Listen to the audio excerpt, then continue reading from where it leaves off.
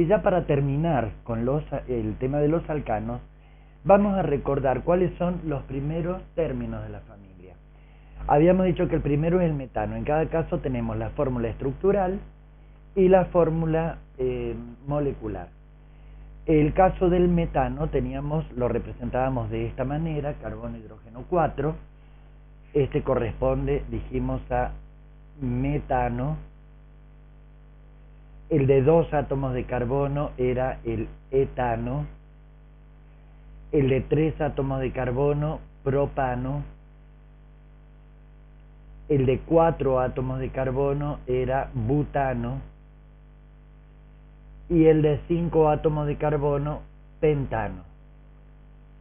De ahí en adelante seguimos con el mismo sistema, o sea, el prefijo que me indica el número de átomos de carbono y la terminación ano, que me indica que pertenecen a la familia de los alcanos. Ahora bien, a partir del pentano, del de 5 átomos de carbono, los prefijos ya son con los que estamos más familiarizados. Tendremos así el hexano, heptano. En este caso hemos formulado el octano, ya que contiene 8 átomos de carbono. En el caso del metano, por ejemplo, y en el de todos los demás, nosotros podemos representarlos en el plano de esta manera, pero en realidad no son estructuras planas. Nosotros habíamos visto el caso del metano, que es este que vemos acá. Vemos que se encuentra distribuido en el espacio. ¿De qué manera? Habíamos hablado de un tetraedro regular. Ahora bien, ese tetraedro, ¿qué es? Si nosotros miramos estos 3 átomos de hidrógeno, vemos que nos forman un plano, que sería este. Los 3 átomos se encuentran en ese plano. Exactamente lo mismo pasa con estos 3 átomos de hidrógeno. Ya tendríamos 2 caras. Y con estos 3 de atrás pasaría exactamente lo mismo, tendríamos 3 caras. Y a su vez, los 3 átomos de hidrógeno que quedan hacia abajo también se encuentran en un mismo plano. De manera tal que si nosotros unimos esos planos, vamos a tener esto, exactamente un tetraedro. Bien, nos faltaría el planito de abajo. Entonces nos queda esto, que es una estructura tetraédrica, donde recordemos que de ese tetraedro los hidrógenos estarían en los vértices de este tetraedro y el carbono estaría en el centro. Acá lo podemos ver. Bien, eso, ¿cómo lo representamos? Si nosotros vemos la molécula, vemos que podemos considerar que estos 3 se encuentran en un mismo plano. Este átomo de carbono con estos 2 hidrógenos. Mientras que este se encuentra hacia adelante del plano y este otro hacia atrás.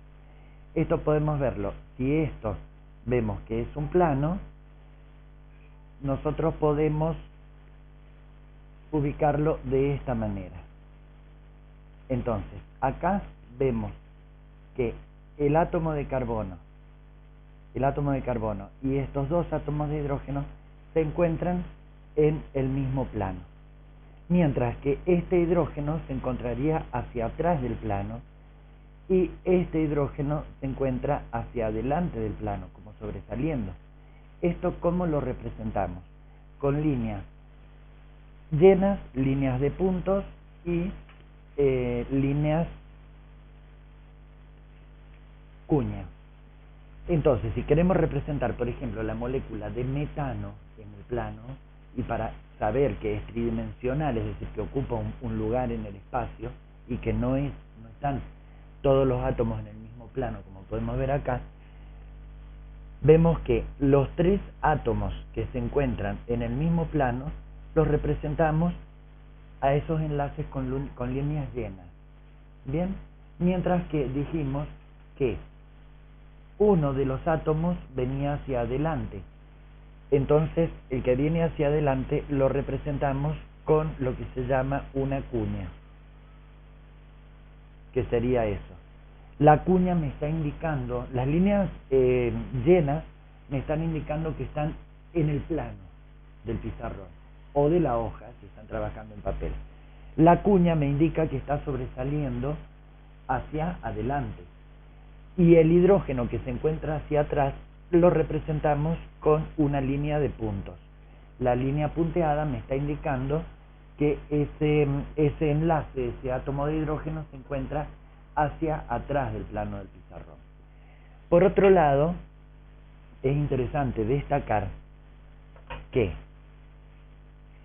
si nosotros observamos un alcano del que le sigue inmediatamente, es decir, del que tiene un número de átomos de carbono más, vemos que la diferencia es de un átomo de carbono y 2 átomos de hidrógeno.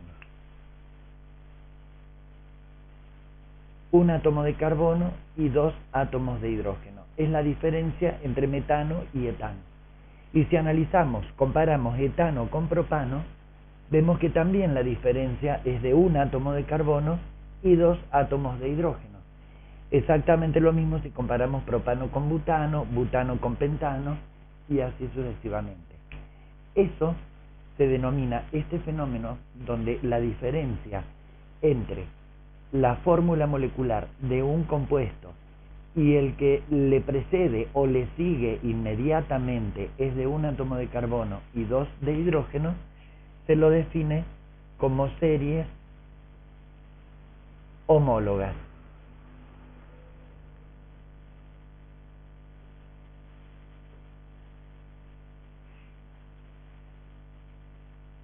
Los compuestos orgánicos que constituyen una serie homóloga, es decir, que solamente se diferencian del que le sigue o del anterior en un átomo de carbono y 2 átomos de hidrógeno, decimos que son homólogos o que constituyen una serie homóloga. Y la importancia de esto es que el grupo funcional del compuesto que estemos hablando no se altera. Entonces, esto nos permite, cuando una familia de compuestos tiene una serie homóloga, nos permite que, estudiando los primeros términos de la familia, las propiedades químicas se van a extrapolar a todos los demás de esa familia. Propiedades químicas, no las físicas, porque las físicas van variando a medida que aumenta el número de carbono. De hecho, habíamos dicho que los 4 primeros alcanos eran gases a temperatura ambiente, de carbono 5 al de carbono 18 son líquidos a temperatura ambiente, o sea que al aumentar el número de átomos de carbono varían las propiedades físicas, pero no las propiedades químicas, que son las que me caracterizan a cada una de las familias de compuestos, porque van a seguir manteniendo el mismo grupo funcional. A continuación vamos a ver otro sistema, porque hemos dicho que nosotros podemos representarlos por la fórmula molecular o por las fórmulas estructurales, que son semidesarrolladas, en este caso, o desarrolladas completamente, si nosotros distinguimos cada uno de los enlaces. Ahora bien, tenemos otros sistemas. Por ejemplo, si nosotros vemos, yo acá les he puesto la molécula del alcano que tiene 8 átomos de carbono, que se denomina octano. Bien, octa porque son 8 átomos de carbono y la terminación ano, que me indica que es un alcano. Si nosotros miramos el modelo de una molécula de octano, en este caso es el N-octano el que tenemos, vamos a ver que todos los átomos de carbono se encuentran en una línea si nosotros observamos la molécula en este sentido. Entonces ahí vemos que sí nos coincide con esta estructura, pero en realidad, si nosotros observamos esta molécula de costados, vamos a ver que debido a esa disposición tetraédrica del átomo de carbono, vamos a ver que forma como si fueran los dientes de una sierra, es decir, no van en forma lineal, sino que van formando una línea quebrada. Esto hace que exista otro tipo de representación, en el cual, por ejemplo, el octano, observando, miren bien esto, observando eso, podemos representarlo de la siguiente manera. Son 8 átomos de carbono. Entonces, se lo representa como si fuera una línea quebrada donde los carbonos los puntos terminales contienen un átomo de carbono y 3 de hidrógeno, mientras que los vértices contienen un átomo de carbono unido a 2 hidrógenos, porque los otros 2 enlaces los tienen ocupados con los otros carbonos. Por lo tanto, el octano se lo puede representar de esta manera, donde lo que tenemos que tener en cuenta es que cada extremo y cada vértice contiene un átomo de carbono. En el caso de los extremos, unido a 3 átomos de hidrógeno, y los que se encuentran en el interior, unidos a 2 átomos de hidrógeno. Entonces, esto es lo que corresponde a la formulación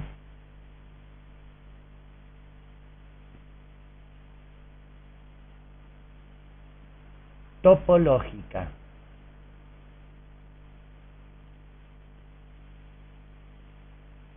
Bien, entonces, usando esta formulación topológica, al propano, por ejemplo, el metano y el etano no tiene sentido, pero al propano lo podemos representar de esta manera, donde tengo 1, 2, 3 átomos de carbono. Los terminales tienen una valencia ocupada, por lo tanto están unidos a 3 hidrógenos, y el de esta unión está unido a 2 átomos de carbono, por lo tanto estará unido a 2 átomos de hidrógeno. Exactamente lo mismo para el butano. Los 4 átomos de carbono se indican así: 1, 2, 3 y 4. Y para el pentano, 1, 2, 3, 4, 5. Entonces, esas serían las fórmulas topológicas de los alcanos. Vamos a ver ahora, vamos a recordar un poco lo que hablábamos de la isomería. Cuando hablábamos de la isomería decíamos que, por ejemplo, butano, que metano, etano y propano no tienen ninguna posibilidad de formar isómeros.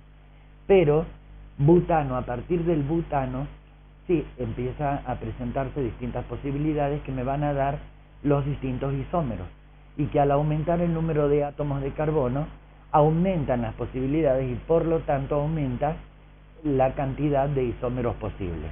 Entonces, en el caso, por ejemplo, vamos a borrar para que nos quede un poco más de espacio.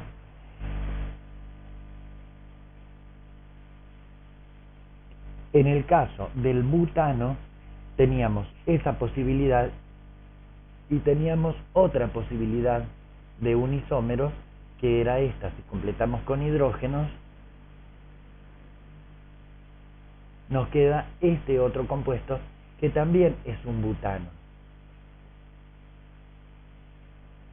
Y en el caso de pentano tenemos más posibilidades. Una de las posibilidades puede ser esta, por ejemplo,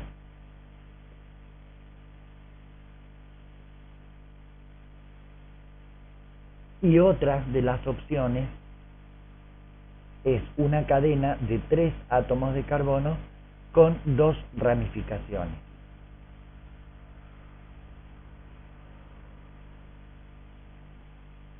Donde tenemos que los 3 son pentanos. Entonces, ¿cómo los diferenciábamos?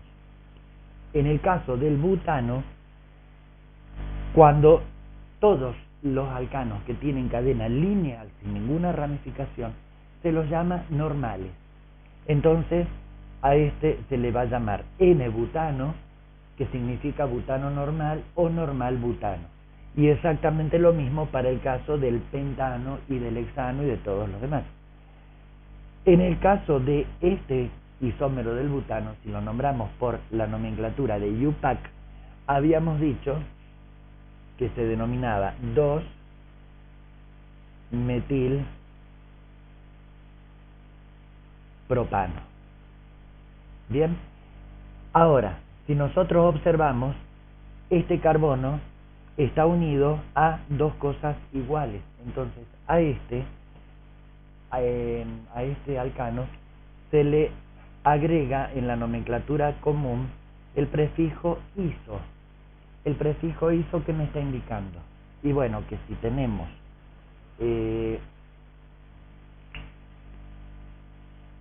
acá la ramificación, vemos que lo que tiene hacia arriba, el grupo que tiene hacia arriba, es exactamente igual que el de abajo. Como las dos partes son iguales, por eso se usa el prefijo iso, que quiere decir igual. Eso sería en cuanto a la nomenclatura común. Cuando se conocía el N-pentano, cuando se pudo aislar este isómero, que fue el segundo, o sea, aparte del pentano normal, el primer isómero que se pudo aislar fue este, que por la nomenclatura IUPAC se lo denomina 2-metil, tiene 4 átomos de carbono, 2-metilbutano. Ahora, si nosotros nos fijamos y lo comparamos con el isobutano, vemos que tenemos esta parte que es igual que acá, y que hacia arriba tenemos un grupo metilo y otro grupo metilo. Cuando el carbono está unido a dos grupos metilos, ya se acostumbra en la nomenclatura común a usar el prefijo iso. Por lo tanto, a este también se lo puede llamar isobutano.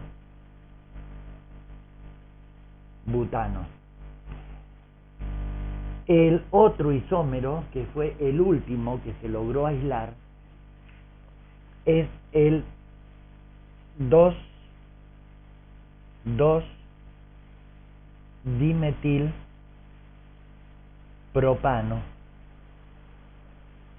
Esto por la nomenclatura IUPAC. Por la nomenclatura común, a este, como tiene 5 átomos de carbono, es un pentano. Ahora, ¿qué prefijo se le pone para diferenciarlo del isobutano? Perdón, es que acá es isopentano.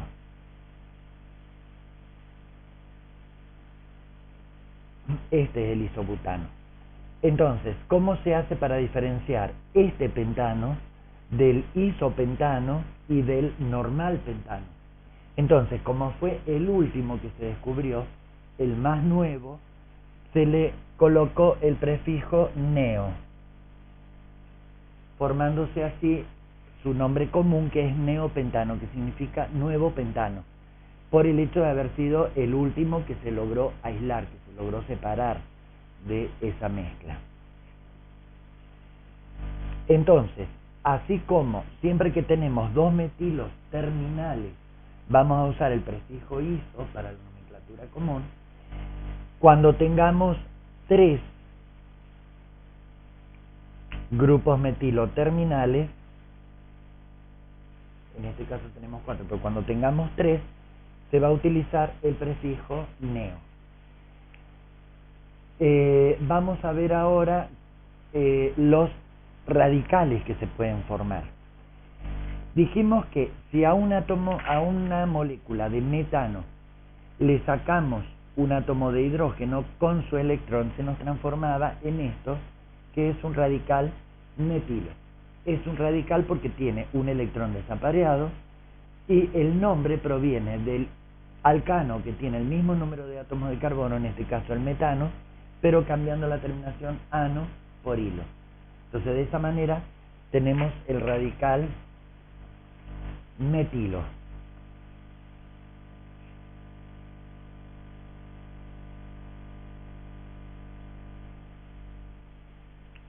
El radical metilo es un átomo de carbono unido a, le hemos sacado un hidrógeno, por lo tanto 3 hidrógenos y su electrón desapareado.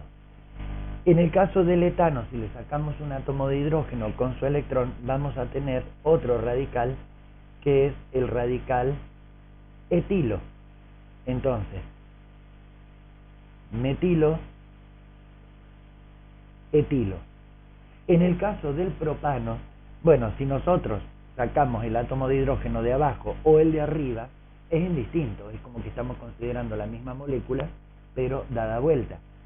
En cambio, en el caso del propano, por ejemplo, tenemos dos posibilidades: que los átomos de hidrógeno que se separan sean de los terminales, que sería lo mismo, o si se separa del átomo de carbono número 2. Es decir, que acá tenemos dos radicales que se me pueden formar. Si lo sacamos del carbono terminal,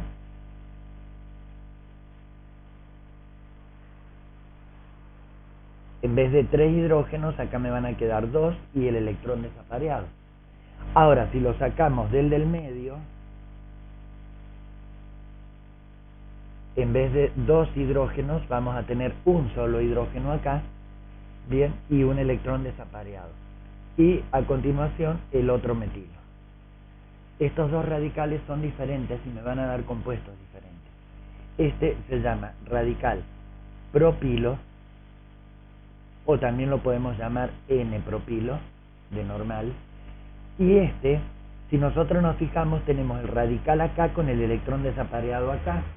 Y terminales tenemos dos grupos metilos. Y recién habíamos dicho que cuando tenemos dos grupos metilo terminales, usábamos el prefijo iso. Por lo tanto, este será el radical isopropilo. Bien. En este caso, por ejemplo, donde estamos en el isopropilo. Si pasamos al butano,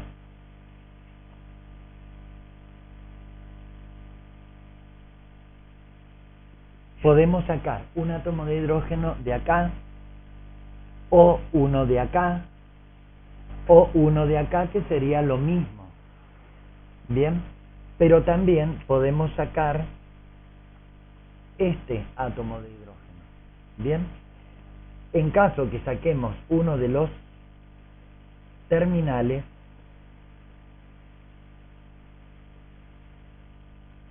por ejemplo el de acá, me va a quedar hidrógeno 2 y un electrón desapareado allí. Y en caso de sacar este átomo de hidrógeno,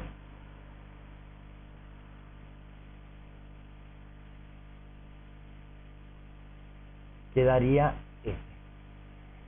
El electrón desapareado acá me queda en un carbono terciario, porque está unido a 3 átomos de carbono y tiene 4 átomos de carbono en total. Por lo tanto, este va a ser el radical ter-butilo. Siempre para la nomenclatura común estamos hablando. Donde ter quiere decir terciario. Bien, quiere decir que el electrón desapareado se encuentra en un carbono terciario. Bien, perfecto. Ahora pasaríamos, lo que nos estaría quedando es la reacción general de combustión de los alcanos. Los alcanos habíamos dicho que daban pocas reacciones, entre ellas daban la dihalogenación, que era la más frecuente. También se podía realizar la nitración, la sulfonación, pero el mayor uso de los alcanos y de los hidrocarburos en general, como liberan mucha cantidad de energía, mucha cantidad de calor, se los usa mucho como combustible.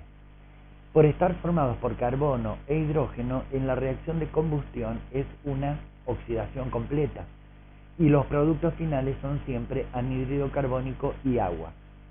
Entonces, esto sería lo que corresponde a la reacción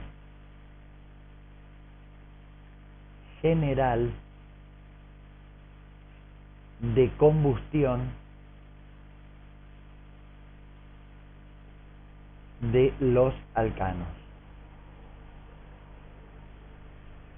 Donde esto, ¿cómo lo podemos entender? Esto sabemos que es la fórmula general de los alcanos, carbono N, hidrógeno 2N más 2. Si lo hacemos reaccionar, ¿sí? 2 moles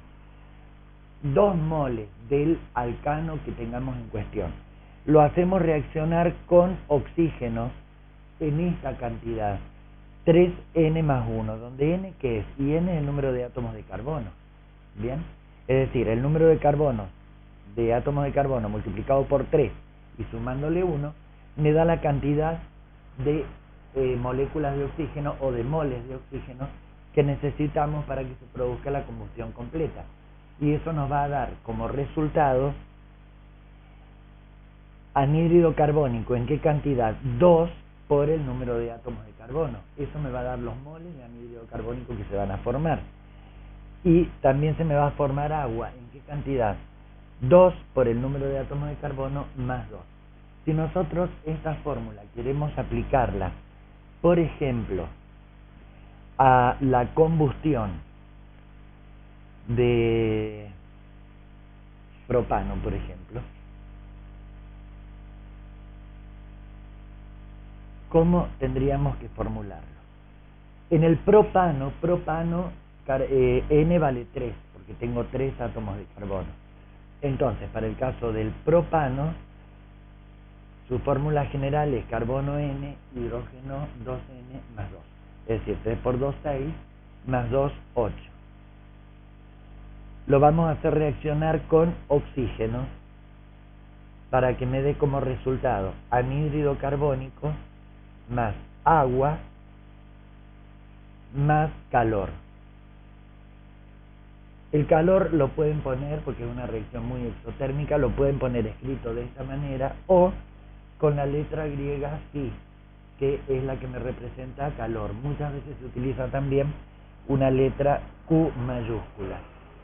En todos los casos significa lo mismo. Ahora vayamos haciendo la cuenta para ver cuántos moles de cada uno necesitamos. Dijimos que del alcano necesitamos 2 moles. Por lo tanto, 2 moles de propano van a reaccionar con ¿cuánto? N dijimos que vale 3. Entonces va a ser 3 por 3, 9, más 1, 10. Es decir que 2 moles de propano van a necesitar 10 moles de oxígeno. ¿Cuánto me van a formar de anhídrido carbónico? 2 por N. N dijimos que vale 3. Es decir, 6 moles de anhídrido carbónico. ¿Y cuántos de agua? 2 por N más 2. N dijimos que vale 3. 2 por 3, 6, más 2, 8. 8 de agua. Si nosotros verificamos, vamos a ver que la reacción, la ecuación, me queda balanceada. Porque tengo 2 por 3, 6 átomos de carbono de aquel lado y de este lado tengo 6 átomos de carbono. De hidrógeno tengo 8 por 2, 16. Y acá 8 por 2, 16 de hidrógeno. De oxígeno, ¿cuántos tengo? De este lado tengo 10 por 2, 20. Y de este lado tengo 8 más 6 por 2, 12. 12 más 8 son 20. Es decir que la ecuación queda balanceada. Con esto quedaría ya concluido por completo el tema correspondiente a los alcanos. Ahora vamos a pasar a la familia siguiente, que es la de los alquenos.